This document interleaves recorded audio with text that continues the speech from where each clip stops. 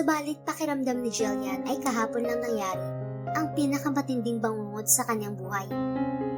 Nagtiwala siyang kaya siyang panindigan ng kanyang nobyo. Ibinigay niya lahat dito at wala nang natira para sa kanyang sarili. Subalit ito rin pala ang wawasak sa kanya sa huli. You're a slut, a gold digger.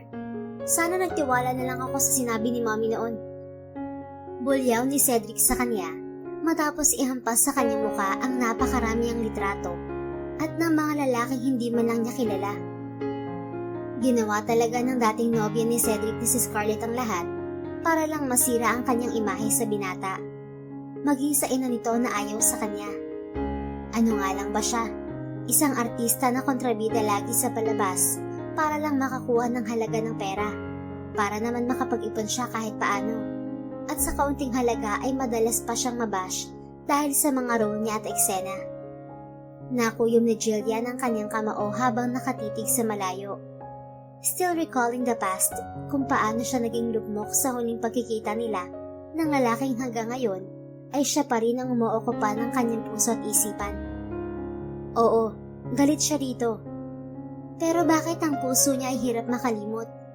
Napakadali siyang sinukuan nito. Pero bakit ang isip at puso yata niya ay ayaw pa rin sumuko sa lalaki? Slut? Gold digger? Yan ang pagkakakilala mo sa akin, Cedric? All these years? Wala akong tinira sa sarili ko. Alam mo yan. Binigay ko sa'yo lahat.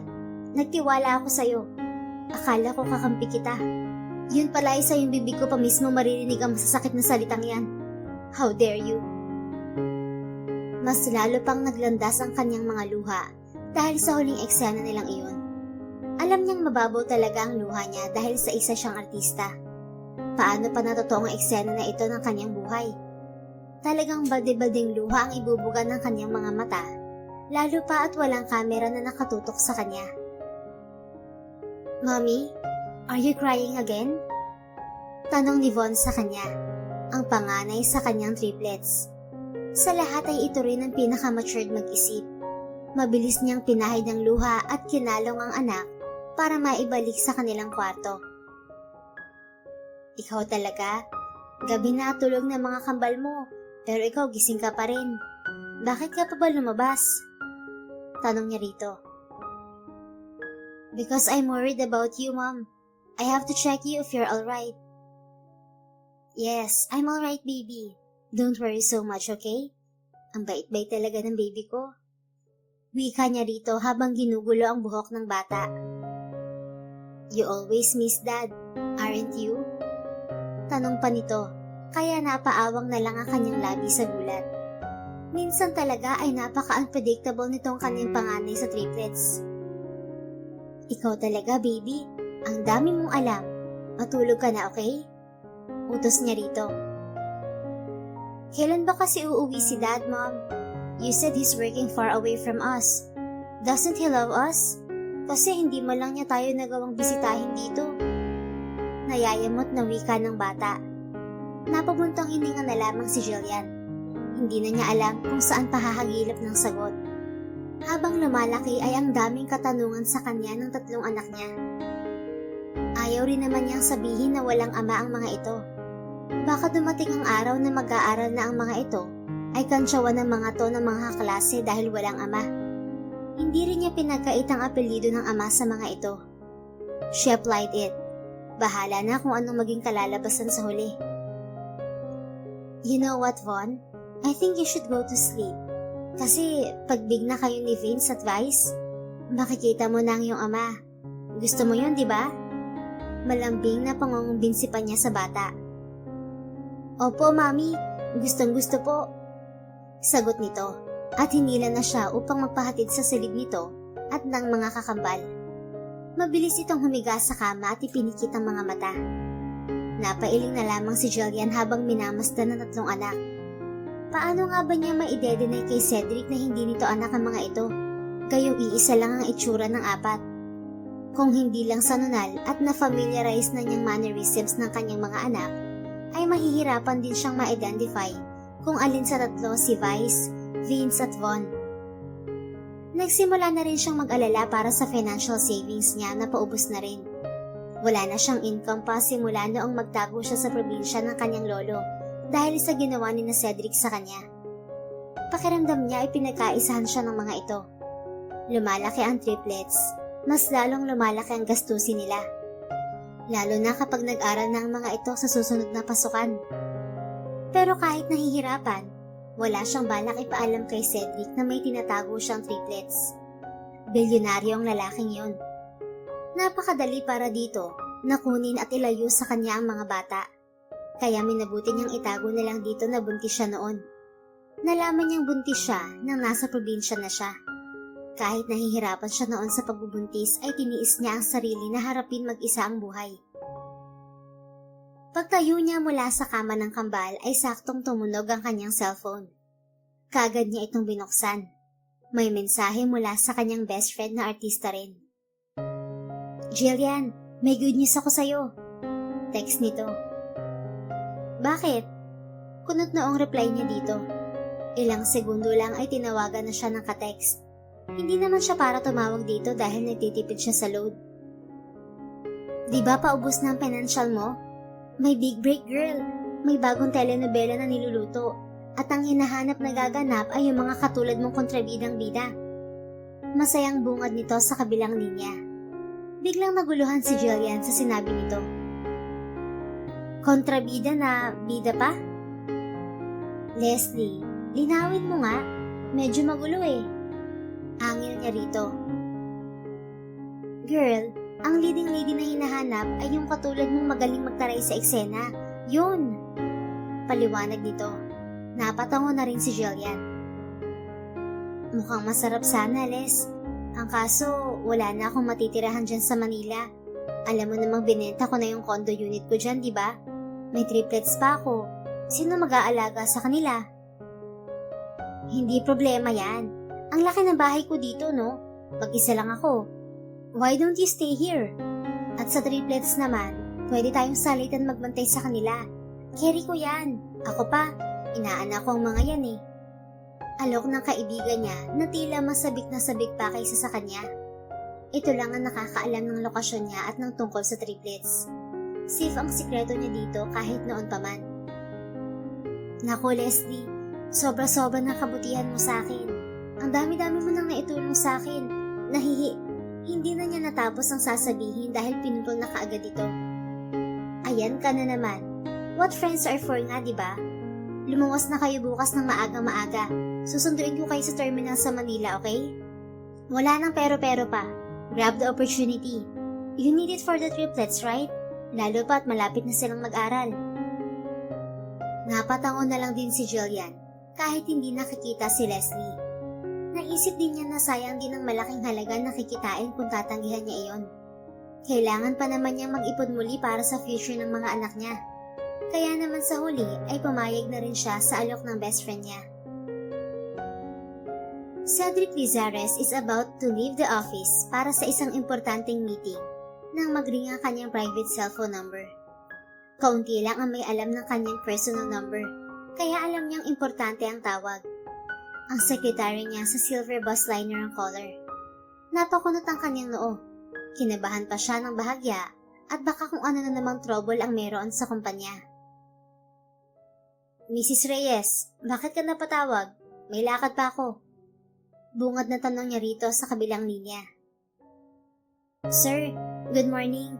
Pasensya na sa tawag. Kasi sir, yung ex niyo po, si Jillian Ramirez. Kakababa lang ng bus. Nakita ko po kani-kanina lang.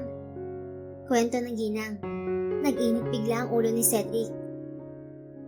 What the heck, Mrs. Reyes? Tatawagan mo ko para lang ibalita yan? The hell I care? Galit na asik niya rito. Biglang nasira ang kanyang mood. But sir, your ex is not alone. So what? Pero sir, may kasama po siyang batang lalaki. 3 po sila. Kamukha niyo po, kaya agad akong tumawag sa inyo. Alam ng babae ang kwento nila ni Jillian, kaya siguro naisip agad ng sekretarya na malamang ay anak niya ang nakita nito na kasama ng ex niya. What? Call out the guards. Huwag silang palabasin ng terminal. Bilis! Utos niya rito at mabilis na pinatay ang telepono. Halos paliparin niya ang kotse papunta sa bus terminal. Naka-hazard light na rin ang kanyang sasakyan para wala nang balakid pa sa daan. Hindi niya alam kung bakit parang sasabog ang kanyang puso sa sobrang excitement na hindi niya maintindihan. Galit siya kay Jillian, pero ang malaman na posibleng anak niya ang mga kasama nitong bata ay ibang usapan na. Paalisin niyo na kami rito. Hindi niyo ba nakikita? May kasama akong mga bata. Matutrauma sila sa ginagawa niyo. Bakit niyo ba kami hinaharangan? Reklamo ni Jillian sa mga nakapaikot na guard sa kanila. Umalis na kayo. Malakas ang boses na utos ni Cedric sa mga guards, kaya kaagad nagsialisan ng mga ito. Napamulagat ang mga mata ni Jillian nang mapagtanto kung sino ang taong nasa likod nila. Huli na ang lahat para maitago ang kanyang mga anak. Isa pa ay tatlong mga ito. Napakahirap ikubli. Kitang-kita pa niya ang gulat sa mga mata ng mga bata. Daddy, you're here! You're here! So, this is your surprise? Yay! Tuwang-tuwa na sigaw ni Von na patalon-talon pa. At pagyuko pa lang ni Cedric, ay kaagad nang napakapit sa batok nito si Von upang magpakarga. Samantalang si Vince at Vice naman ay sa kabila ang hita ni Cedric nakakapit. Hindi magkanda o gaga si Cedric sa tatlong natal version niya. Hindi may ipagkakaila na anak nga niya ang tatlong bata. No need for a DNA testing. Napakagaan din agad ng loob niya sa tatlo. Napaluha siya dahil walang mapagsidlan ang tuwang kanyang nadarama. Kaya pala parang may kulang sa buhay niya. Napakiramdam niya ay may napabayaan siyang bagay. Yung pagiging ama niya pala sa triplets ang kulang. Naluha pa siya lalo nang sabay-sabay siyang yakapin ng tatlo. Samantalang si Jillian naman ay nakamasid lang sa kanila at hindi natutuwa. Kaagad niyan dinala sa kanyang mansyon ang mga anak niya. Hindi niya kailangang humingi ng permiso sa ina ng mga ito. May karapatan siya sa mga bata. Kaya walang nagawa si Jillian kundi ang sumama sa kanila. Napahalukip-kip si Jillian ng mga kamay. Lutang ang kanyang isipan. Sobrang nasurpresa siya sa biglaang pagkikita ng kanyang mag-aama. Wala sa plano niya na makilala ng mga ito si Cedric. Matagal siya nagtago at nagtaguyod mag-isa sa triplets. Tapos sa isang iglap lang ay bigla na lamang susulpot sa landas nila ang lalaki. At paano niya maipapaliwanag kay Cedric kung bakit kilala na agad siya ng mga bata? Get inside. Cold na utos ni Cedric matapos buksan ang pintuan ng front seat ng sasakyan. Tinapunan niya ito ng tingin, ngunit agad ding binawi. Galit itong nakatitig sa kanya. Katulad pa rin noong huling pinagtabuyan siya nito kasama ang ina nito. You need to explain later, woman. Matigas ang tonong saad pa nito. Napapikit si Jillian nang biglang inilapit ni Cedric ang kamay nito sa kanya. Pero bigla niyang inilayo ang kamay niya rito. Traumatized pa yata siya sa huling ginawa ng lalaki na pagsampal sa kanya noon. Iyon ang kaisa-isang pananakit, ngunit nakakatromang sampal na nakuha niya mula sa lalaki. Nakita ni Cedric ang kanyang reaksyon, kaya biglang gumaan ang reaksyon ng mukha nito at tila na guilty ito. Just wear your seatbelt. Tanging sambit ng lalaki kaya napabuntong hininga ng malalim si Jillian. Dad, are we going to your house? Tanong ni Vince sa ama. Masaya ang triplet sa may backseat ng sasakyan. Yes, baby. You guys are staying there forever. Wika nitong nakangiti sa bata. You heard it, Mom? Magsasama-sama na tayo ni Daddy. Whole family na tayo. Yay! Masayang tili ni Vince. Hiyawan ang tatlo sa likod ng kotse. Pagdating sa mansyon ay napamangha ang tatlong bata sa sobrang laki ng bahay ng kanilang ama. Wow! This mansion is yours, Daddy? Manghang tanong ni Von. Not anymore, babies. Because this house is ours. Sagot ni Cedric sa mga anak na halatang halata ang saya at pagkamangha sa nakikita. Hindi naman kalakihan ang bahay nila sa probinsya, kaya manghang-mangha ang mga ito sa mansyon ng ama. Wow! Great! Heard it, Mom? This mansion is ours. Sigaw pa ng bata, kaya napahilot ng sentido si Jillian. Ano na naman ba ang iisipin ng lalaki sa kanya? Na ginagamit niya ang mga bata para sa yaman? Para may makuha siyang yaman dito? At ang ina ng lalaki, lalo nang magagalit sa kanya at ididikdik na naman sa kanya na gold digger siya at maruming babae. Sobrang baba na halos sumayad na sa lupa ang tingin ng ginang sa kanya.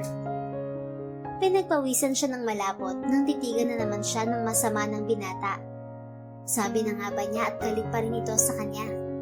Mas lalong naging tensyonado si Jillian nang biglang pumasok mula sa labas ang dating babae na dahilan kung bakit siya kinamuhian ng sobra ng dating nobyo. Ito ang sumira ng kanyang imahe at pilit siyang hinihila pababa. What's going on here? Sino ang mga batang yan? At anong ibig sabihin nito? Nakadilat ang mga matang tanong nito kay Cedric. Wait babe, let me explain. Wika ng lalaki. Von is just 3 years old, but upon hearing babe from his dad, at nakatuon ang mga mata ng ama sa ibang babae, Von felt so dismayed. He burdened his head that his dad is cheating. Mukhang nakuha na agad nito na kaya matagal na hindi sila nagkita ay dahil may babae pala ang daddy ng mga ito at hindi totoo ang sobrang busy lang nito sa trabaho. You're lying, Mom. Nangingilid ang mga luha sa mga mata ni Von. Nagulat si Jillian sa naging reaksyon ng kanyang anak. Baby, why? Takang tanong niya rito. You're a liar. This man is a cheater. You said he's far away because he's so busy at work just to feed us at the province. You're protecting this liar man. You two are liar. Sigaw pa ng umiiyak na bata at tumakbo na palabas ng bahay. Von, wait! Vice, Vince, you two, please stay here, okay? Utos niya sa dalawa at mabilis na sinundan si Von palabas ng bahay. Napatakbo rin si Cedric para sundan ang anak. Hey Cedric! What do you think are you doing? Galit na sigaw ni Scarlett nang makitang napatakbo pasunod ang fiancé sa mag-ina. Look babe, let me explain this after fixing some issues, okay? Sambit nito at tuluyan ang tumakbo palabas. Naabutan ni Jillian ang anak sa harap ng guard na nagwawala dahil ayaw palabasin ng gate. Nagpupumilit itong makawala sa gwardya. I said let me go! Ano ba? I don't want to be here! Galit na sigaw nito habang umiiyak. Von, wait! Son, please. Just please listen to me, okay? You're not acting as a mature right now. You say you're a young man, right? Then why not listen to mommy? Mga tanong ng ina sabay yakap dito at himas sa likod. Then why are you protecting that man? He's a cheater. I heard it. Umiiyak ng wika ng bata. Son, sambit ng lalaki na papalapit na sa bata. Stay away from me. You broke my mom's heart. You're a cheater. Bulyaw ng bata sa ama. Masama ang tingin. Von, huwag kang bastos. He's your dad. Can you please let him explain? Mahinahong sawi ni Jillian sa anak. Tumango-tango na rin ito. Ibig sabihin ay handa na itong makinig. Kaya naman nagsalita agad si Cedric. I'm not cheating, baby. Diretsong wika ni Cedric. Tiningnan ito ng bata sa mga mata. Naghihintay kung ano ang kasunod nitong kwento. Babe is just a name of a lady. Her name is Babe. It's not an endearment if you think so. Pagsisinungaling ni Cedric. Napabaling sa ibang direksyon ang tingin ni Jillian. Ang totoo ay nasasaktan siya sa panloloko ngayon ni Cedric sa anak nila. Parang gusto niya itong sampalin kahit pa alam niya sa sarili niya na ito pa rin ang lalaking tinitibok ng puso niya. So, you're not cheating my mom? Mahal pa rin ninyo ang isa't isa? Tanong pa ni Von. Yes, of course, we still do. Di ba, Han? Tanong ni Cedric sabay tingin sa mukha ni Jillian na sobrang napaskil ang reaksyon ng pagkagulat. Hindi niya nasagot ang mga tanong ng lalaki at hindi pa man siya nakasagot ay may panibago na namang hiling ang bata. Sige nga po, kiss niyo si Mommy. Nakangisi ng wika ng bata. Walang pag-aatubili yung sinunod ni Cedric, kaya saglit na napadda si Jillian. See? I kissed her. She kissed me back. Panguto pa ni Cedric sa bata. Kahit pa ang totoo ay nagkatitigan lang sila ni Jillian na parehong nakaukit ang reaksyon ng pagkagalit sa balintataw ng mga mata nila. Bumalik sila sa loob ng mansyon bitbit ang bata. Pero may kondisyon ito na dapat magkatabi silang lahat sa iisang kwarto. Gusto iyong tanggihan ni Jillian, subalit alam niyang masusunod pa rin ang hiling ng bata. Pagdating sa loob ay naroon pa rin si Scarlett, nakatayo. Naghihintay sa pagpasok ni Cedric sa loob. May usapan pala mga ito na dinner date. Subalit na-cancel na yon dahil hindi pwedeng magduda ang triplets. Lalo na si Von na sobrang matured kung mag-isip. Auntie Babe, hey, please meet our son, Von, Vice, and Vince. Pakilala ni Cedric kay Scarlett sa mga bata. Hindi malaman ni Jillian kung matatawa ang masusuka sa pagsisinungaling ng ex niya. Your dear aunt, di ba, Auntie Babe? Tanong pa ni Cedric sabay kindat sa nobya. Nagulat pa si Scarlett noong una, subalit kailangan itong sakyan ng fiancé. Kahit pa ang totoo ay gustong-gusto na nitong durugin ang triplets na magiging sagabal sa relasyon nila ni Cedric. Oh yes, I'm your aunt babies. Tanging sambit ni Scarlett na may peking ngiti sa triplets. Aunt Babe, can you please go home now? Kasi kailangan pa naming magbonding ng mga sons ko. Mahinaang utos pa ni Cedric sa nobya, kaya halos nalamukot ang mukha ng babae habang papalabas ng mansyon. Matapos maiakyat sa malaking kwarto ang tatlong bata, ay kaagad na nilinis ni Jillian ang mga ito. Nakita ni Cedric kung gaano kalapit ang tatlo sa ina. Napakalambing ng mga bata kay Jillian na hindi halos magkanda o gaga. Pero naroon pa rin ang sigla at ngiti ni Jillian, kahit na aligagana sa sabay-sabay na kakulitan ng mga bata. Napailing si Cedric. Napahanga siya sa ina ng kanyang mga anak. Paano nito nakayanan at tatlong bata sa loob ng napakahabang panahon? Talagang hindi man lang nito kinuha ang kanyang suporta kahit pinansyal man lang. Alam niyang hindi mayaman ng babae, kaya hindi niya alam kung paano nito nasuportahan ang pangangailangan ng triplets. Ngunit mabilis na wala ang paghanga niya rito nang muli na naman niyang maalala ang mga litrato ng babaeng minahal niya ng buong buo. Mga larawan na kung sino-sino ang mga lalaking kasiping nito para pagkaperahan. Naisip agad niya na baka galing sa mga iyon na pinuntustos nito sa pagpapalaki sa triplets. Muli na namang nagpanting ang kanyang tenga. Kahit sobrang tagal na ay tila napakasariwa pa rin iyon sa kanya. Isang bagay ang agad niyang naisipang gawin. Mag-install ng maraming hidden CCTV sa mansyon. Kaya agad-agad niyang tinawagan ng mga tauhan niya na agad namang sinunod ang utos niya. Mas mainam kung gawing mag-install ng kamera ang mga ito para hindi makahalata si Jillian. Bawat sulok ng bahay ay pinalagyan niya ng hidden camera upang masabaybayan niya ang mga ginagawa ng babaeng gold digger sa buhay niya. He will make sure na wala itong mahuhutot na pera mula sa kanya. Daddy, alam mo bang sobrang tapang ni Mommy? Kwento ng batang si Von. Napatakbong lumapit sa kanya dahil tapos na itong bihisan ng ina. Von, slowly. And can you please shut up your mouth, son? Hiling ng ina, habang binibihisan pa rin si Vice. Really? Sambit ni Cedric na tila interesado rin sa sinasabi ng anak. Daddy, secret lang natin kasi magagalit si Mommy. Bulong ng bata sa kanya. Okay, secret. Sakay niya sa bata. Kasi may gwapong lalaki na pumunta kay Mommy. He's riding on his private helicopter para marating ang bahay namin. Kasi gusto niyang ligawan ng Mommy eh. Kaso ayaw ni Mommy. Kasi po sabi ni Mommy may mahal na siya. And I know na ikaw yan, Daddy. She always cry. I think she's always missing you po. Pabulong na chismis ng bata sa ama na dinig din naman ni Jillian.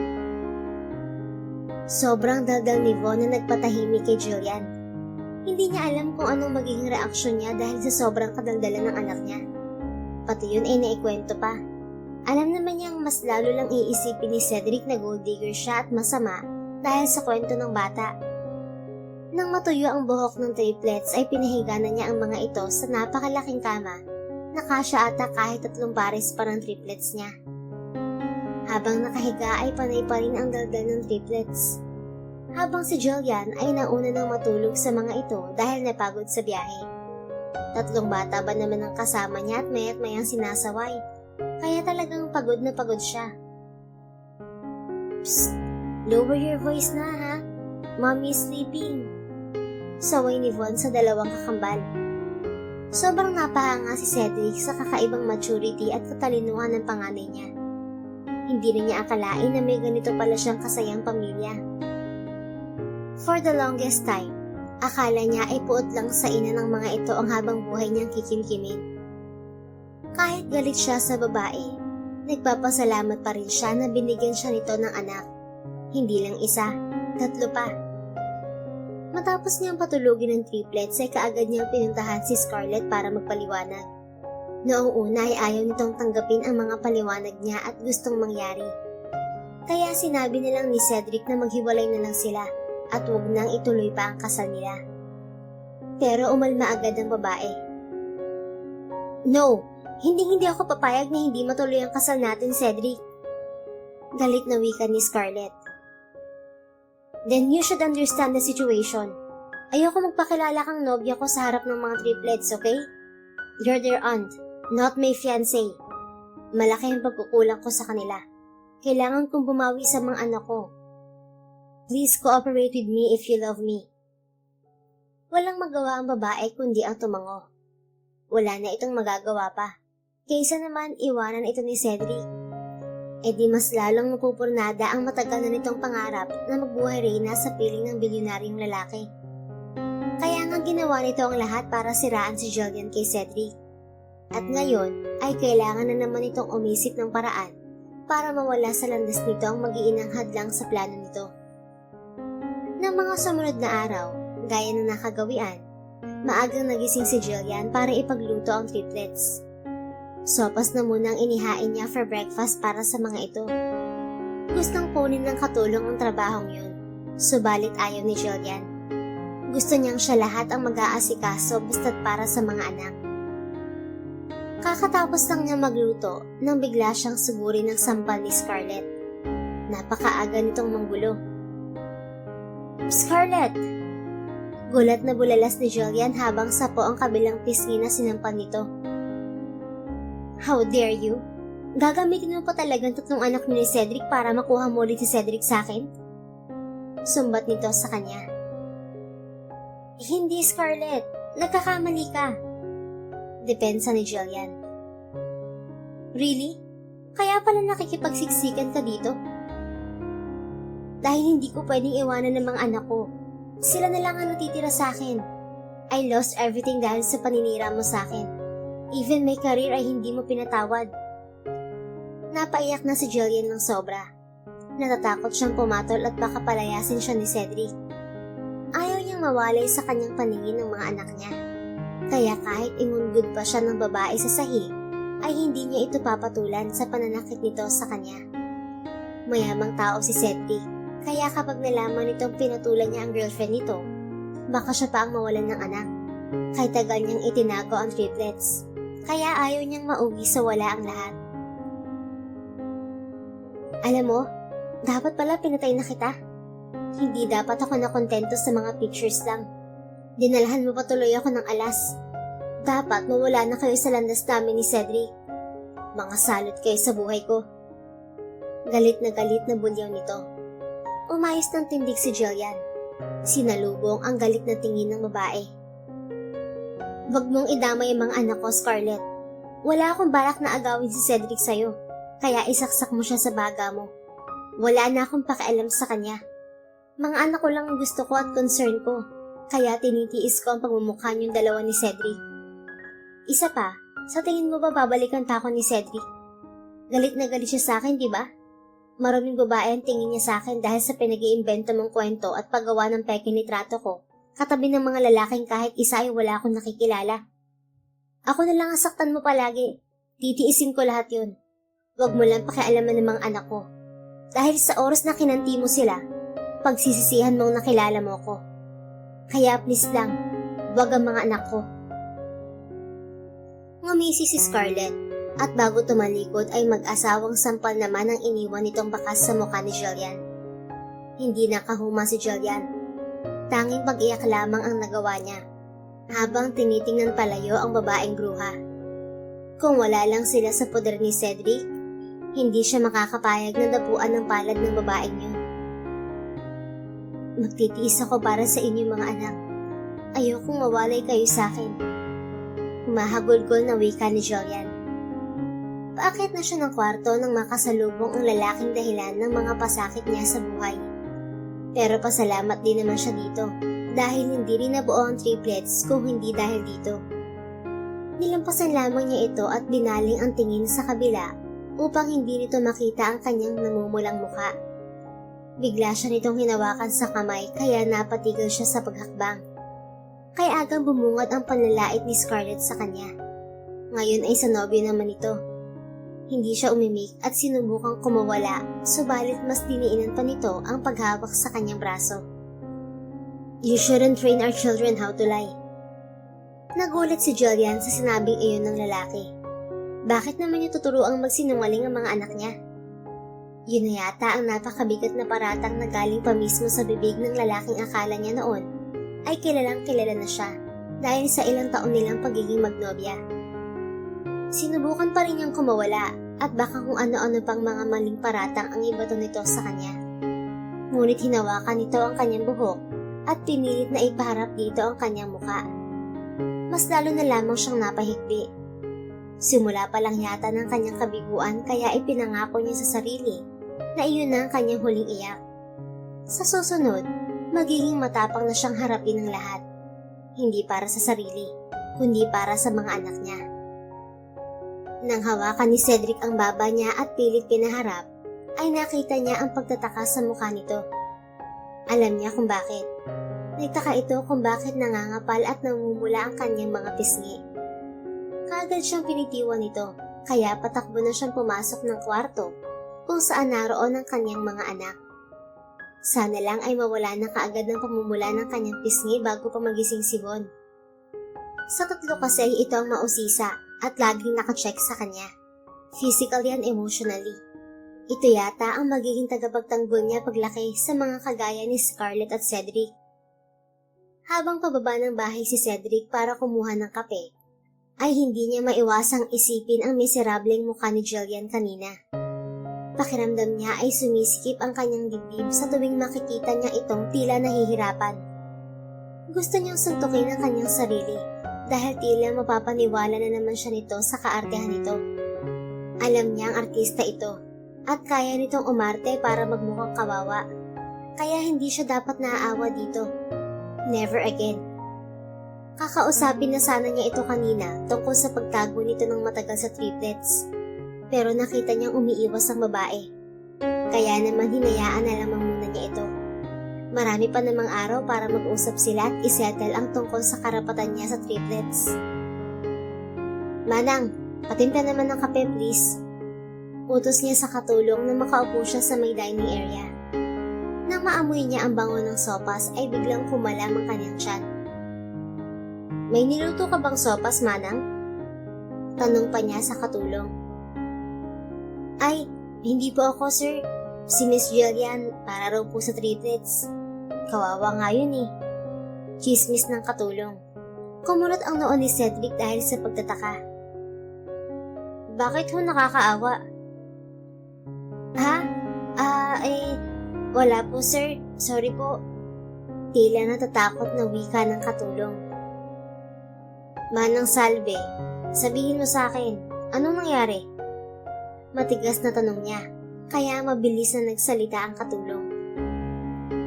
Sinampal kasi ni Ma'am Scarlett si Ma'am Jillian, sir. Basta na lang sinugod ni Ma'am Scarlett kanina. Kwento na lamang ng katulong na nag-aatubili. Nandito si Scarlett? Gulat na tanong niya. Opo, kanina. Umalis din kaagad, sir eh. Bitbit ang tasa ng kape ay tahimik siyang bumalik sa taas ng bahay. Hindi siya dumiretso kung saan naroon ang kanyang mag-ina. Doon siya sa kanyang kwarto na natili dahil gusto niyang makita sa CCTV kung anong pinagagawa ng kanyang fiancé kay Jillian. Mabuti na lang talaga at mabilis na trabaho ng mga tauhan niya ang pagkabit ng mga hidden CCTV sa mansion. Kaya pala namumulang magkabilang pisngi ni Jillian. Sambit niya sa isip habang naglalakad patungo sa silid. Pagdating ng kanyang kwarto ay binuksan niya kaagad ang monitor ng CCTV. Una niyang na-check ang kuha ng kamera sa loob ng kwarto ng mag-iina. May nakuha roon kung saan may kausap si Jillian sa telepono. Nilinawan niya ang audio upang malinaw niyang marinig ang usapan nito at ang nasa kabilang linya. Naisip niya na marahil ay nobyo nito ang kausap. Hindi na yata ako makakahabol sa audition, Leslie. Ayokong iwanan ng triplets at baka itago sila sa akin ni Cedric. Mababaliw ako kapag nangyari yun. Pasensya ka na kung hindi tayo nakita kahapon sa terminal. Hinarang kami ng mga tauhan ni Cedric. Siya na palang may-ari ng bus company na binababaan namin mag-iina kahapon. Hindi na kita natawagan agad dahil sa bilis ng pangyayari. Pero huwag ka mag-alala. Sa ngayon ay okay kami dito.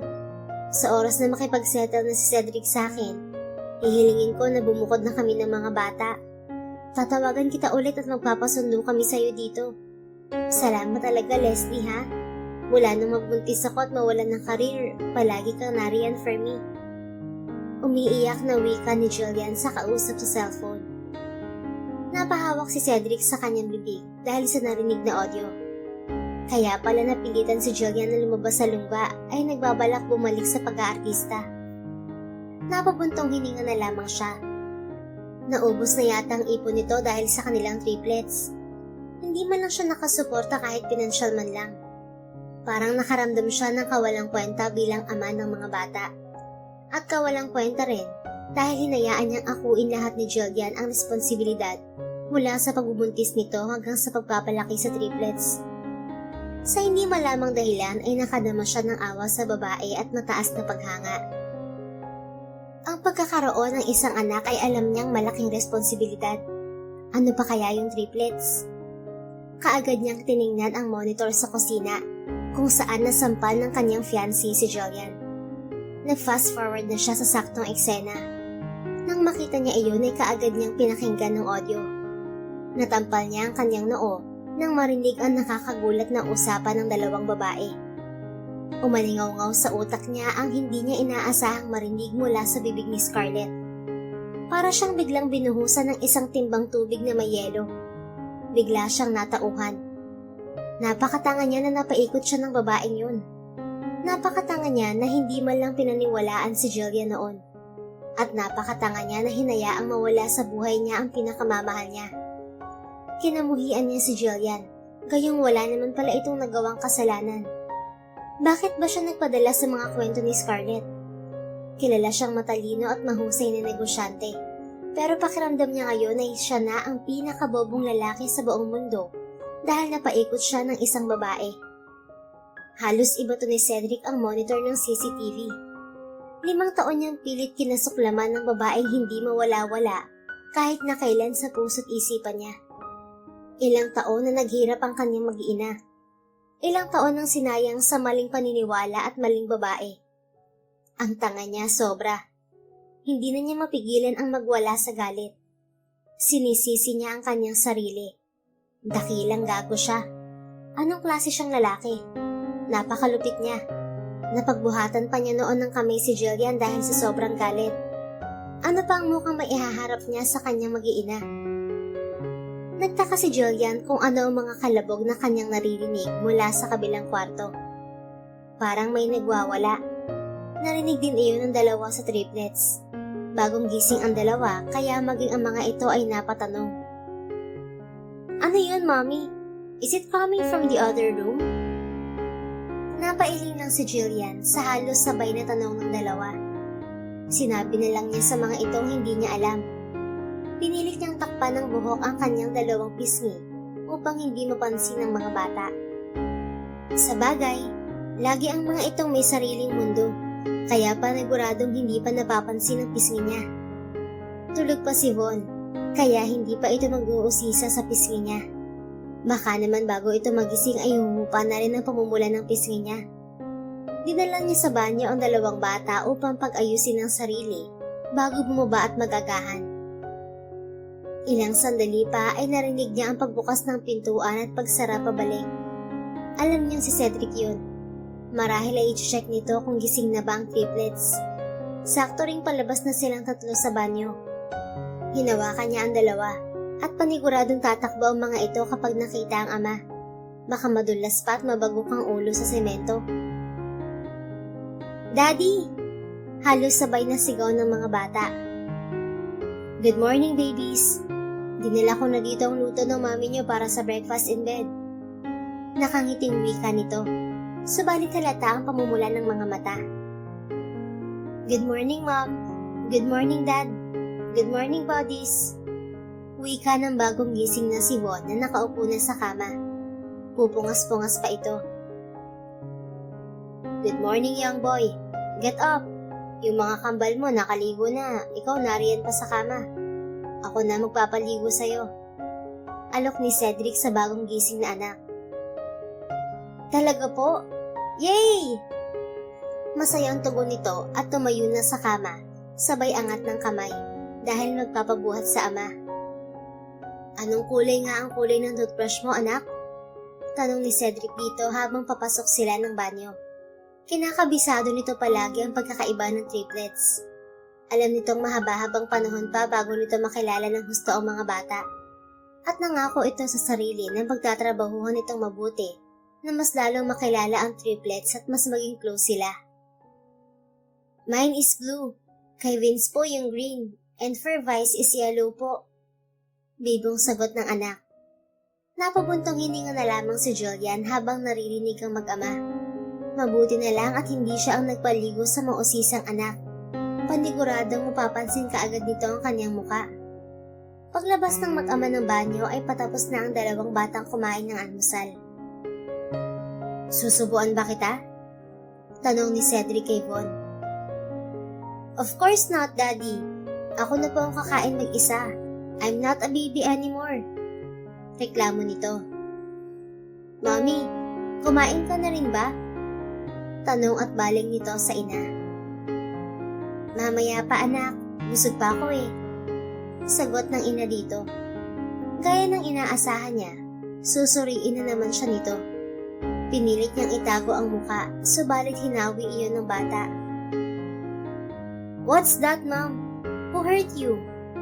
Tanong ng bata, kaya todo hagilap ng rason ng ina. Naku, allergies lang to, baby. Kumain kasi ako ng gulay, hindi ko alam na may halo pala yung shrimp. Alam mo naman na allergic ako dun, di ba? Don't worry, nakainom na ako ng gamot. Mamaya okay na to." Mahabang paliwanag ni Jillian. Kahit pa ang totoo ay gusto na niyang maiyak. Ilang pagbubuhat pa ba ng kamay ang dadanasin niya, para lang huwag mawalay sa mga anak. Nagulat si Jillian nang bigla siyang hinila ni Cedric patayo. Hindi na matiis ng lalaki ang sakit ng kalooban. Hindi dahil nasaktan siya, kundi dahil sa ginawa nitong pagpapasakit sa babaeng wala naman talagang nagawang kasalanan. Masyado lang itong nagpalunod sa galit, kaya hindi na nito naisipan pang paimbestigahan ng mga paratang bukol sa babaeng pinakamamahal nito. Nagtaka pa si Jillian sa ginawang pagyakap ni Cedric ng sobrang higpit. Ramdam niya ang mga hikbi at patong ng mukha nito sa kanyang balikat. "Sorry." Nagsisising bulong nito, kasabay ng pagtaas-baba ng balikat dahil hindi nito mapigil ang paghikbi. Napakunot ang noo ni Jillian, ngunit hindi niya magawang kumawala mula sa pagkakayakap nito. Ilang taon ba siyang nangulila sa mainit na bisig nito? Sobrang tagal. Ang sweet! Halos sabay-sabay na bulalas ng triplets at nakigroup hug na rin. Kumawala si Cedric sa pagkakayakap, pinahid ang luha at nagsalita. "Give me time to fix all your papers, son. We'll be going to other countries. What country are you guys dreaming to visit?" Tanong ni Cedric sa mga bata habang namumula pa rin ang mga mata dahil sa pag-iyak. "Really, Dad? Yay! I want Europe!" Excited na sigaw ni Vice. London, Daddy! Wika naman ni Vince. Me? Even if we're not going anywhere, basta buo lang tayo lagi like this, I'll be okay. Wika naman ni Von. Napahanga na naman si Cedric sa kakaibang pag-iisip na mayroon nito. Katulad niya ito noong bata pa siya. I promise, sons, we'll be together forever, and no one can do us apart this time. Babawi ako sa inyo at sa mami nyo. Emosyonal na wika niya kasabay ng sulyap kay Jillian at yakap. No need to speak. Basta nais niyang ipadama kay Jillian ang pagsisisi sa pamamagitan ng pagyakap dito. Pero pinilit kumalas ni Jillian mula sa pagkakayakap ng ex. Maliligo lang ako. Mahinang sabit niya para lang makawala sa pagkakayakap dito. Mabilis siyang pumasok ng banyo at doon na pinakawala ng mga luha. Muli na naman niyang naalala ang pangako nito noon na hindi siya nito iiwan, na hindi sila maghihiwalay at naiintindihan nito ang kanyang trabaho. Lahat yon ay sa dulo ng dila lamang. Wala ni isang natupad. Nakakatakot muling paniwalaan si Cedric. Baka sa huli ay bibiguin din lamang muli siya. Isa pa ay alam niyang nagsalita lamang ng ganoon si Cedric dahil kaharap nila ang triplets. Nagbabad muna siya ng matagal sa tubig. Naroon naman si Cedric sa kwarto para tingnan ng mga bata. Pipilitin muna niyang humupa ang luha sa kanyang mga mata. Saka lang siya aalis sa tubig kapag tumahan na ang sakit ng kanyang damdamin na sumasabay sa agos ng kanyang mga luha. Matapos ihabili ni Cedric sa dalawang katulong ang triplets, ay binalikan niya sa taas si Jillian. Gusto niya itong makausap ng sarilinan. Alam niyang kulang ang salitang patawad sa laki ng kasalanan at kakulangan niya rito. Paroot parito siya habang hinihintay si Jillian na lumabas ng banyo. Matapos ang ilang sandali ay lumabas na rin ito, kaya mabilis niya itong nilapitan. Nagulat pa si Jillian at napatakip ng dibdib. Tuwalya lang kasi ang nagsisilbing takip nito sa katawan. Tinitigan siya ng babae ng makahulugan. Napakalamlam ng mga mata ni Jillian habang nakatitig sa kanya. Tahimik lang siya, pero si Jillian na kaagad ang bumasag ng katahimikan. Nasaan ang triplet, Cedric? Formal na tanong ni Jillian. Nasa mga kasambahay, iniwan ko muna saglit. Mahinang sagot nito. Tinapunan lang ito saglit ng tingin ni Jillian. Saka nilampasan para kumuha ng bihisan. Ngunit mabilis na kinabig ni Cedric ang kanyang baywang. Niyakap siya nito at sa pagkakataong yun ay nagpumiglas na siya. Bitiwan mo ko, Cedric. Hindi mo na kailangan magkunwari dahil wala na sa harap natin ng mga bata. Matapang na wika niya rito. Kumalas ng yakap si Cedric pero titig na titig sa kanya. Alam kong marami akong pagkukulang sa iyo at sa mga bata. Alam ko na nagpakatanga ako at naniwala kay Mommy at Scarlett. Kasalanan ko lahat. I'm so sorry. Please forgive me, Jillian. I know it's all my fault. Sinserong paumanhin ni Cedric sa kanya. Nag-iwas ng tingin dito si Jillian. Tila biglang sumiklab lahat ng hinanakit na nasa dibdib ni Jillian nang marinig ang mga sinabi nito. Subalit nagtaka rin siya sa biglaang pagbabago ng ugali ni Cedric. Noong muling pagkikita nila sa bus terminal, ay parang kakainin na siya nito ng buhay. Hindi niya ito matagal ang tingnan dahil sa nakikita niyang galit sa mga mata nito sa tuwing hindi nakatingin sa kanila ang triplets. Subalit 3 araw lang ang lumipas ay bumait agad dito sa kanya. Anong nangyari? Anong nakain ito? Walang reaksyon si Jillian. Hindi na rin siya tumingin pa rito at dinaanan ulit niya ito pabalik ng banyo. Doon na lamang siya magbibihis dahil nakakahiya rin kung ang lalaking kaharap pa ang kanyang paaalisin, gayong ito ang may-ari ng bahay. Lalampasan na niya ito nang bigla siya nitong haklitin at saka binuhat at hiniga sa kama. Nagulat na lamang si Jillian sa bilis ng mga kamay nito at sobrang lakas. O baka naman dahil sobrang payat na talaga niya, kaya sobrang gaan na niyang kagahin. Ngunit nang daganan na siya nito, ay kaagad niya itong pinagsusuntok sa dibdib. Lumayo ka sa akin! How dare you! Sigaw niya habang umiiyak. Kaya bigla ring natauhan si Cedric at umalis na sa pagkakadagan sa kanya. Napahagulgol muli si Jillian habang nasa dibdib pa rin ang mga kamay. mahigpit na hinahawakan ng tuwalya. I'm sorry. I'm sorry. Nawala lang ako sa sarili. I didn't mean it, Jillian. Oh God, what did I do? Paumanhin ni Cedric sabay hilamos sa muka. Hindi naman dapat ganoon ang gagawin niya. Pumasok siya sa kwarto upang makausap ng masinsinan si Jillian. Hindi niya intensyon na molestyahin o takutin ng babae. Marahil ay sobrang namiss na niya ito, kaya nadala na rin siya sa bugso ng damdamin. Mabilis siyang lumabas ng silid para puntahan ang mga bata. Iniwan na niya si Jillian para makapagbihis na. Hindi pumasok sa kanyang opisina si Cedric simula ng araw na yon. 3 buwan siyang mawawala dahil ipapasyal niya ang mga bata sa kahit saang lugar na gustong puntahan ng mga ito. Balak niyang dalhin sa Disneyland ang mga ito.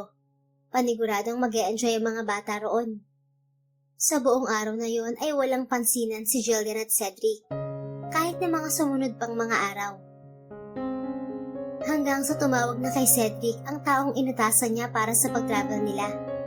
Ibinalita nito na ayos na ang lahat ng mga papeles ng mga bata, maging kay Jillian. Ganoon siguro ang nagagawa ng pera at impluwensya. Agad-agad may kikilos para sa bagay na gusto mong makuha at gawin. Akala niya ay magtatagal pa ng ilang linggo bago sila makapag-travel dahil sa travel documents ng mga bata. Ngayon siya lubusan nagpapasalamat dahil privilege siya at pinanganak na may gintong kutsara sa bibig. Nagiging madali ang lahat basta pinaira lang sa labi. Kaya bukas na bukas din ay babiyahe sila patungong Disneyland. Surprise niya yon para sa mag-iina niya. Ni hindi alam ni Jillian na magta-travel sila. Nang sinabi niya sa triplets ang pamamasyal nila, lubhang natuwa ang mga ito at na-excite. Nais tumanggi ni Jillian, ngunit wala rin namang nagawa dahil ang triplets na mismo ang pumilit dito na sumama. Kaya naman kinabukasan ay sama-sama silang nagtungo kung nasaan ang private plane ni Cedric. Habang paakyat ng eroplano ay sobrang ingay ng triplets. Hindi magkamayaw sa pagkamangha sa mga nakikita. Yay! This is it! Makakasakay na rin tayo sa wakas ng airplane. Masayang sambit ni Vice. Sumigunda naman ang mga kakambal nito. Don't worry kids, papadalas na ang pagsakay niyo sa ating eroplano. Wika ni Cedric sa triplets habang nakasunod sa paglalakad sa mga ito. Atin pong napakalaking airplane na to, Daddy. Tila hindi makapaniwalang tanong naman ni Von sa ama. Yes kids, mamanahin niyo lahat ng mga to. We also have a yacht, helicopter, lots of cars, companies and investments. At lahat ng mga yon ay pinaghirapan ni Daddy para sa inyo. Masayang kwento ni Cedric sa mga bata. Walang kaalam-alam ang triplets kung gaano kayaman ang mga ito. Nasanay ang mga ito sa probinsya na simple lang ang buhay. Pero ngayon ay kayang-kaya ng bilhin ng 3 ang anumang naisin ng mga ito. Grabe, ang swerte namin. May daddy kami na sobrang yaman. Wika ni Vince. Tahimik lang na napaismid si Jillian. Kung alam lang ng triplets ang dinanas niya sa kamay ng mayayamang pamilya na ito. Ilang pang-aalipusta ba ang natamo niya mula sa nanay ni Cedric? Hindi na niya mabilang. 3 buwan matapos ang pag-iikot nilang mag-anak sa iba't ibang bansa, ay balik Pinas na ulit sila. Ayaw pa nga ng triplets bumalik dahil lubhang in-enjoy ng mga ito ang pamamasyal sa kung saan-saang lugar. Pero kailangan si Cedric sa kumpanya, kaya kailangan na rin nilang bumalik sa Pilipinas. Pero nangako siya sa triplets na uulitin nila yun next year. Balak ni Cedric na ipasok ang mga bata sa nursery school. Siyak na mag-e-enjoy rin ng mga ito roon. Pagdating nila ng mansyon ay sumalubong kaagad ng ina ni Cedric na isang linggo rin naghintay sa kanila. Galing pa ito sa States kung saan ito permanenteng naninirahan. So, totoo nga ang sinasabi ni Scarlett, Cedric. Tila galit na salubong ng ina nito. Ang alin? Ang mga peking litrato ba na pinakita niyo sa akin? Magkadikit ang kilay na sagot ni Cedric. Nagulat ang ina nito at lalong mas nagulat si Jillian.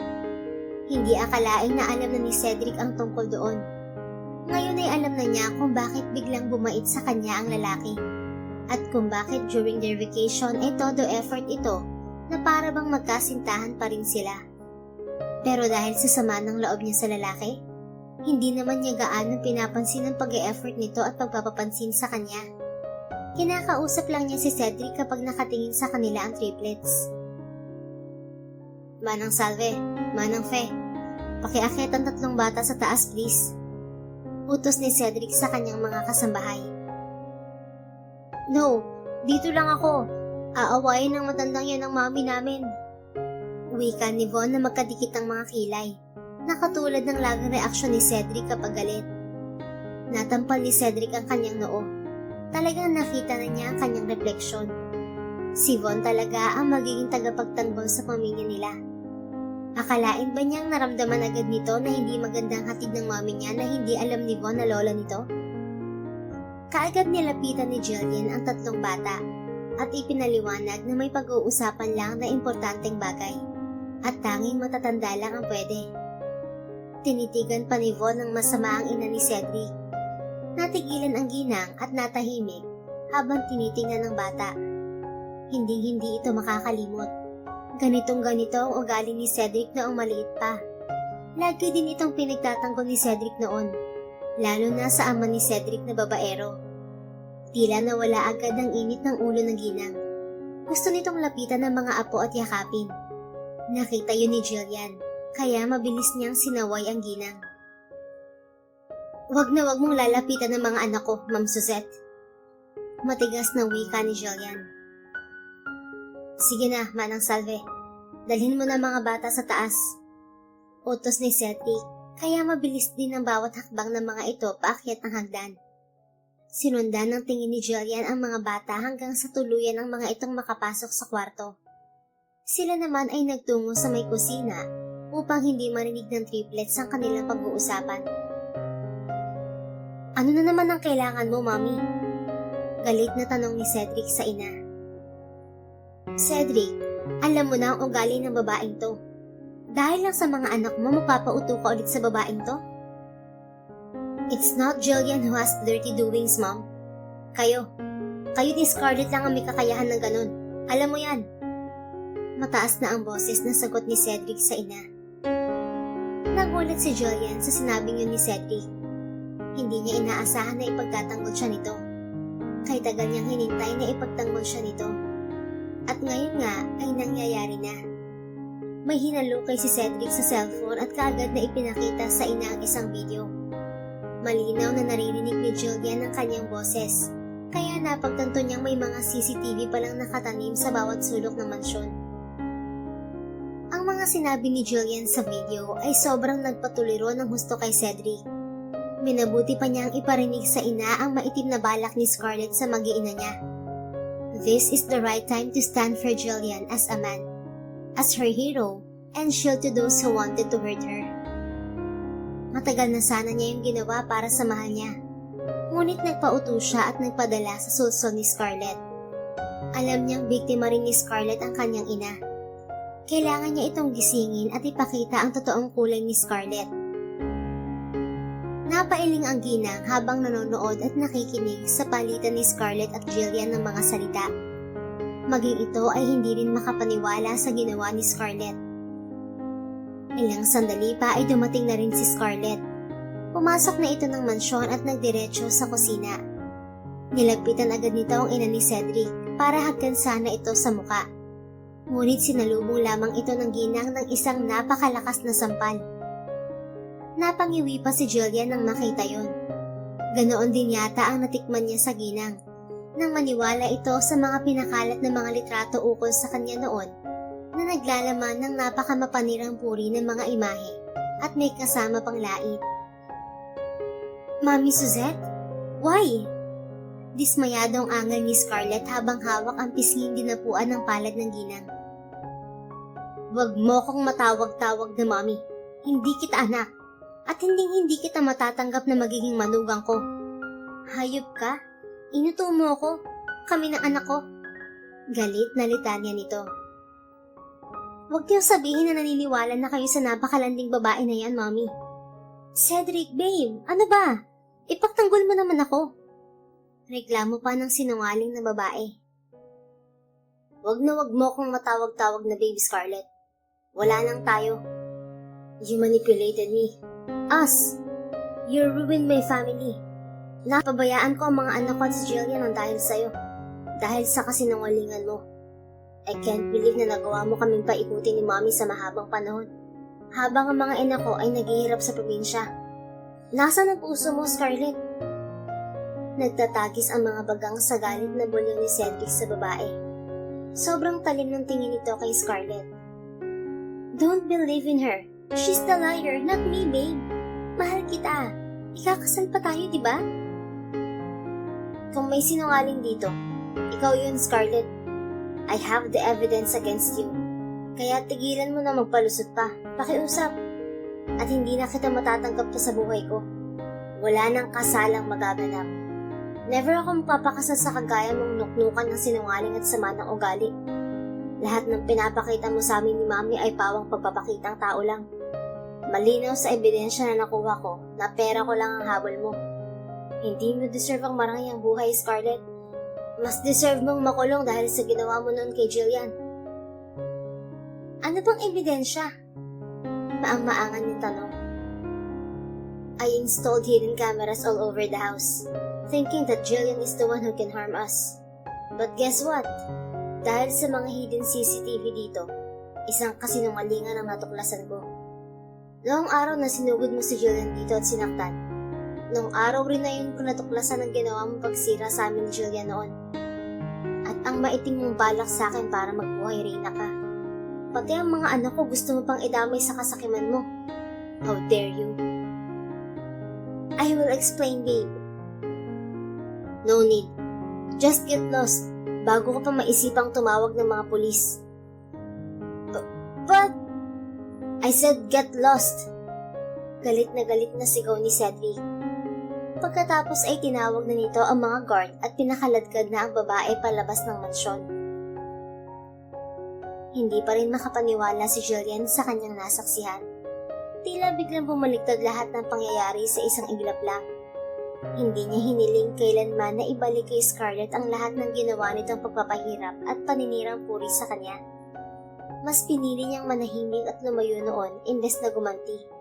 Dahil yun ang alam niyang mas makakabuti para sa kanya.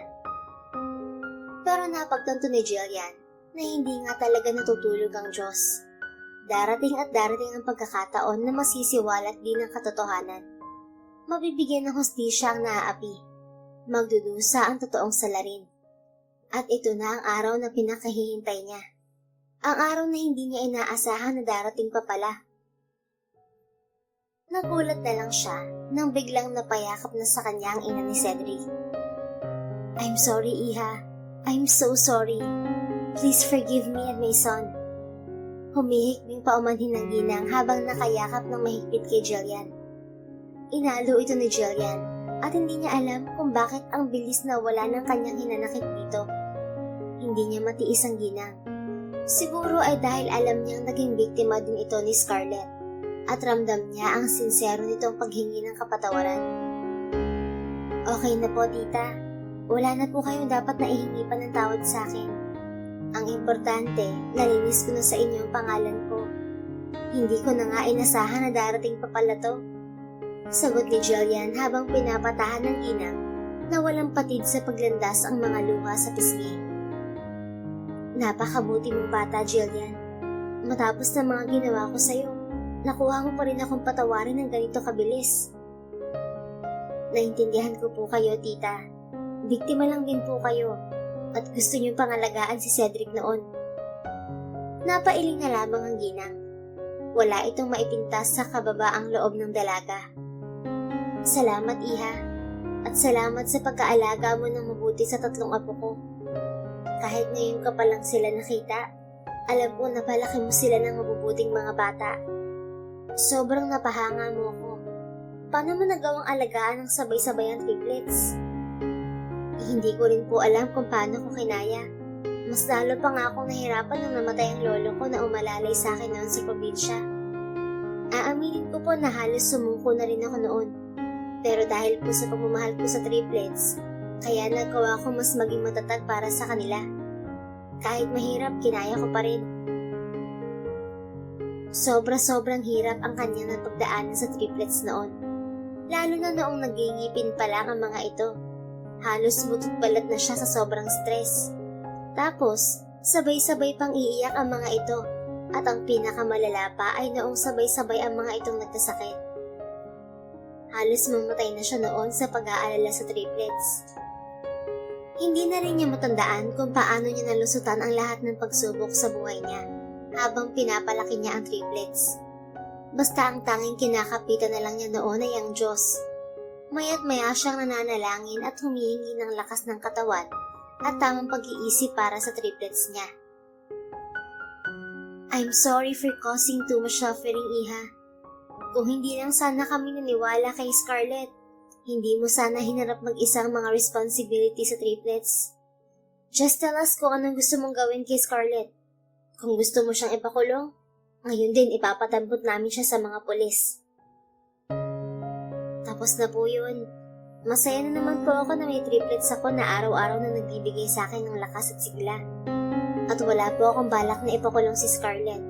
Basta wag na lang siya manggugulo at lalapit sa aming mag-iina. Okay na po ako ron.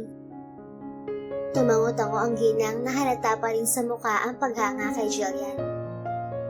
Alam mo bang kamukhang-kamukha sila ni Cedric nung maliit pa si Cedric? Kaya unang kita ko pa lang sa kanila, alam ko na agad na mga apo ko sila. At yung isa, kaugali-kaugali pa ni Cedric. What's his name? He reminds me of young Cedric. Matapang at handa akong ipagtanggol kanino man. Pag-iiba nito sa malungkot na usapan. Von po ang name niya. Yung dalawa naman po, Vince at Vice. Napakagandang pangalan at kigagwapo pa. Pwede ko ba silang puntahan sa taas, Iha? Tanong sa kanya ng ginang. Oo naman po, tita. Apo niyo po ang mga yon. At mababait po sila, kaya mabilis mo silang mapapaamo. Sagot ni Jillian, kaya mabilis tumalima ang matanda. Sabik na itong makilala ang mga apo at makabanding. Samantalang si Cedric ay hindi mapigilan ng sarili at napayakap na lang ito kay Jillian. Kanina pa itong nakikinig sa mga kwento ni Jillian.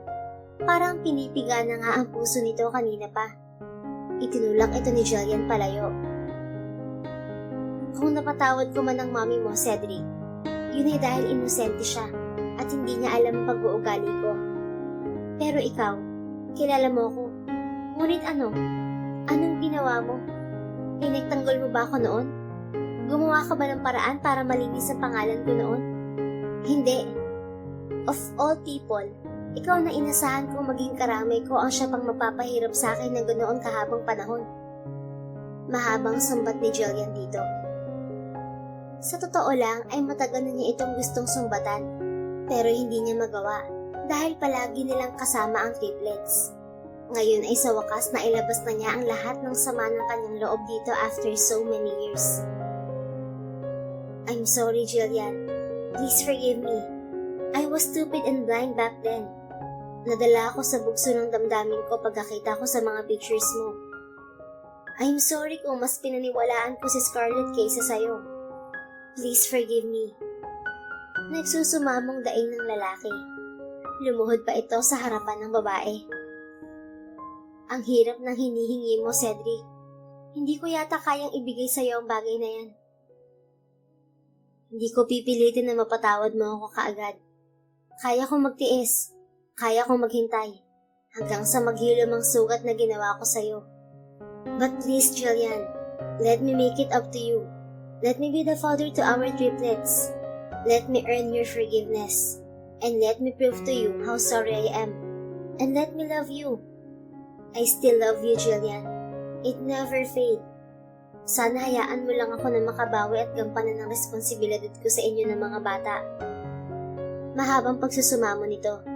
Pero tahimik lang si Jillian na napatulala at walang reaksyon sa mga sinabi nito. He still love me? And it never fade? Will she believe in him? Parang nahihirapan siyang paniwalaan yun. Hanggang sa naulinigan nila ang sigawan ng tatlong bata pababa ng hagdan. Kaya agad tumayo sa pagkakalahod si Cedric. Sabay naglakad patungo sa sala upang salubungin ang triplets. Yay! Mommy, we're going to the mall. Dadalhin kami ni Mamita doon. Ang saya, Mami! At ang bait ni Mamita. We love her na. Masayang wika ni Vince. Tumingin ng ginang kay Jillian.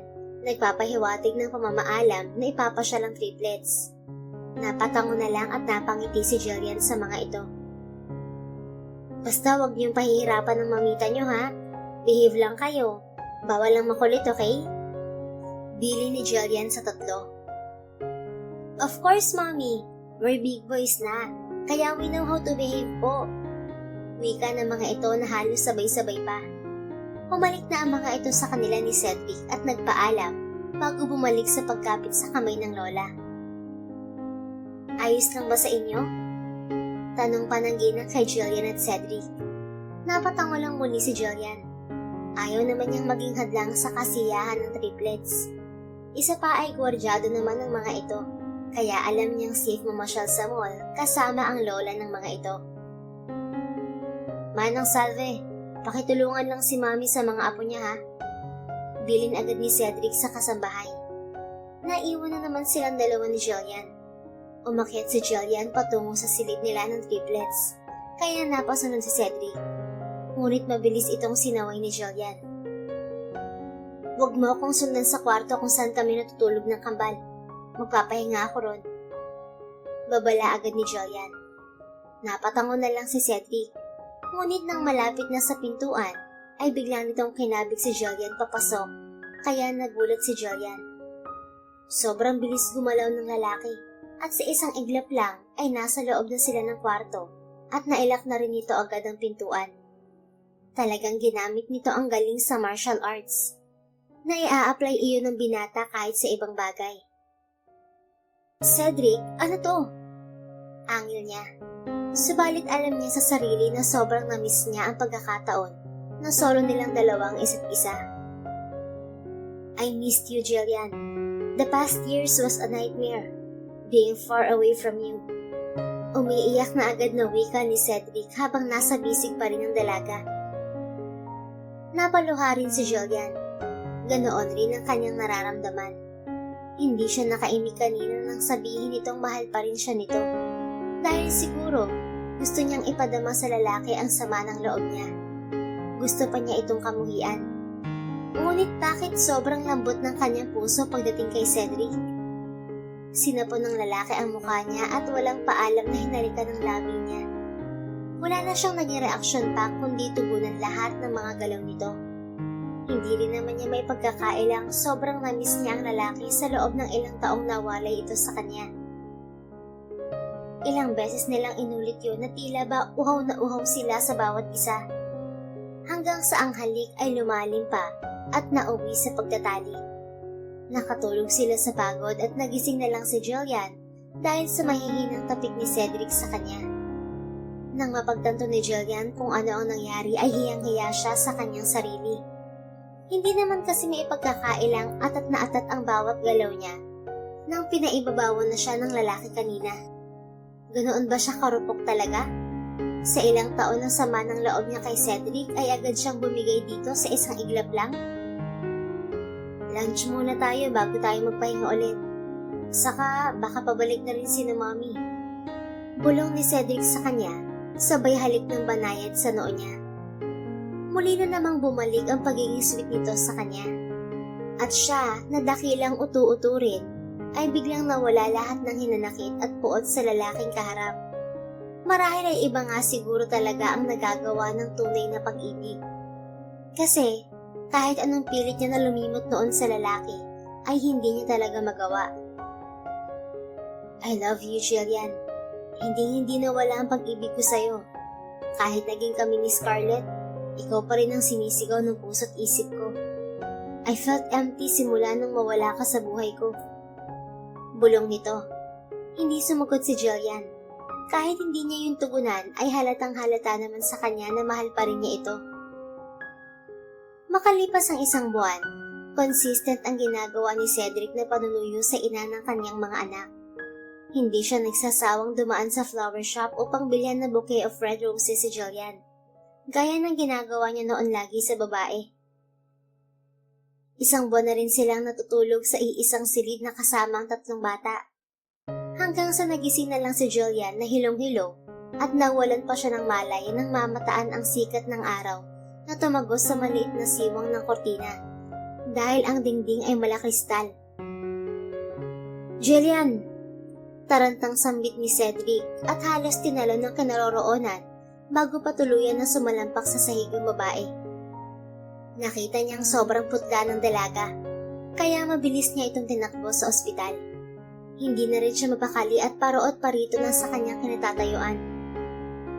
"Please Lord, huwag mo namang bigyan ng malubhang sakit si Julian. Bubuuin ko pang maganda at masayang pamilya ko kasama siya." Sambit niya sa kanyang isipan habang nakatingala.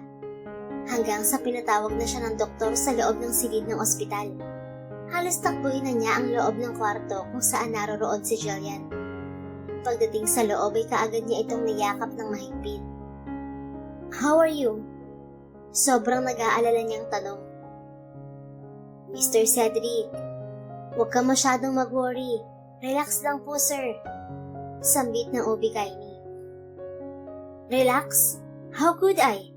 Nakita ko siya kanina na sobrang putla. Kung hindi ko pa siya nasalo, paniguradong nauntog ang ulo niya sa matigas na sahig." Nitanya niya habang hinahawakan ng kamay ni Julian na noon ay nakatingin lang sa kanya na tila natutuwa pa sa kanyang pagiging balisa. "Well, sa bagay na yan, buti na nasalo mo siya, because probably it will harm your baby." Masayang wika nito. Nagulat si Cedric nang marinig yun. "Baby?" Kunot noong tanong niya sa doktor. "Yes po, she's 3 weeks pregnant. Congratulations to both of you." Masayang anunsyo at bati ng doktor. Halos mapatalon sa sobrang tuwa si Cedric. Hindi niya inasahan na makakabuo kaagad sila sa isang araw lang na nagpaubaya si Julian sa kanyang ginawa. Tinitigan niya ang mga mata ni Julian ng buong pagmamahal. "Another baby again, honey. I'm so thankful for this." Wika niya sabay halik sa noo at yakap kay Julian. Napapangiti lang rin ang babae sa nakikitang saya kay Cedric. Pagdating ng bahay ay masayang ibinalita ni Cedric sa kanyang triplets na magkakaroon na ang mga ito ng kapatid. Napalundag rin ang mga ito sa sobrang tuwa. Ibinalita rin niya yon sa kanyang ina. Nang malaman nito iyon ay sobrang natuwa rin ito at kaagad na napasugod sa mansyon. "Naku mga apo, madadagdagan na naman kayo.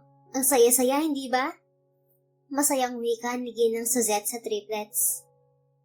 "Yes po, mamita. Sana baby girl na. We want a baby girl na po eh. She will be our princess." Wika ni Von. "Oh yeah, pero kahit na baby brother yan, mamahalin pa rin natin. At siya naman ang magiging baby prince natin.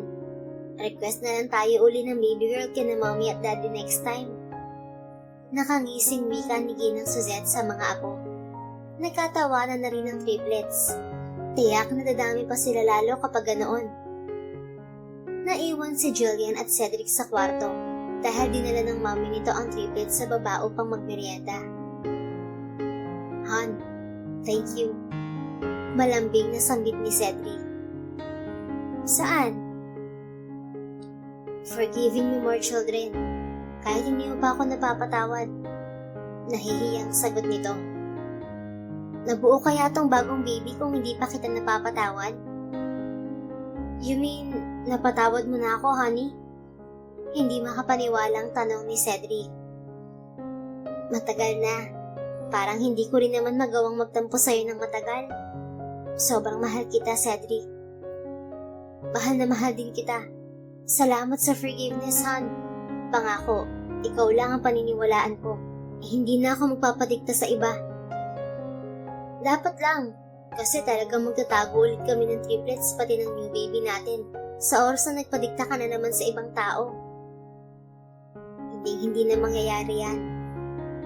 "By the way, Han, are you sure you don't want to sue Scarlett? I've heard wala na siya sa Pilipinas. May bago ng kinakalantaryo na bilinaryo rin.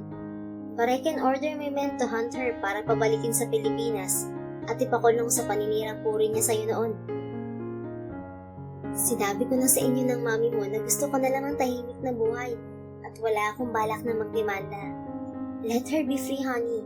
Baka naman this time magtitinong na siya sa new target niya na bilyonaryo na sinasabi mo.